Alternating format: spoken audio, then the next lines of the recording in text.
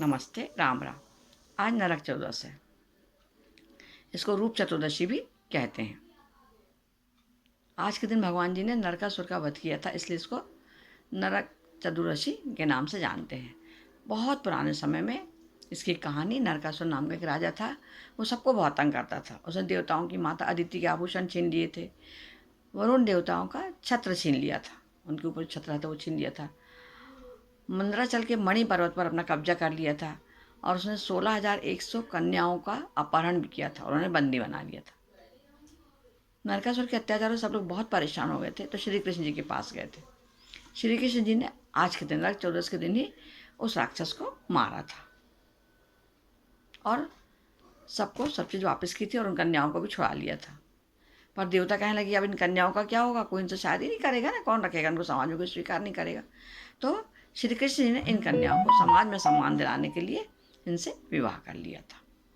इसलिए आज नरक चतुर्दशी मनाते हैं, क्योंकि नरकासुर का वध किया गया था। इसके साथ एक और कहानी है कि प्राचीन समय में रंती देव नाम का राजा था। वह हमेशा धर्म कर्म के कार्य किया करता था। जब उसका अंतिम समय आया तब उसको लेने यमराज के दूत आए और उन्होंने कहा, राजन आपको नरक में जाने का समय आ गया। तो राजा को बड़ी हैरानी है कि मुझे नरक में क्यों ले जा रहे हो भाई, मैंने कोई धर्म का कार्य नहीं किया, मैंने तो हमेशा जीवन में अच्छे कार्य किए हैं, तो मुझे नरक में क्यों।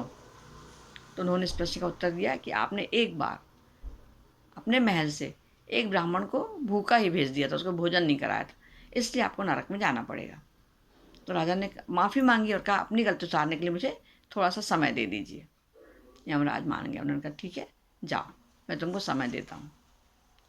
अब राजा फिर आपने आ गए, जिंदा रहने लगे। तो उन्होंने पूछा क्या करें, उन्होंने सबसे पूछा, ऋषि मुनियों से पूछा क्या करें क्या करें। तो उन्होंने बताया कि जिसके अनुसार कार्तिक मास की चतुर्दशी आएगी कृष्ण पक्ष की, उस दिन आप व्रत रखना और ब्राह्मणों को भोजन कराना, तो आपको इस जो पाप किया उससे मुक्ति मिल जाएगी। राजा ने ऐसा ही किया और उनको जो ब्राह्मण को भोजन नहीं करा उससे मुक्ति मिली और उन्हें स्वर्ग प्राप्त हुआ। नमस्ते, राम राम, धन्यवाद।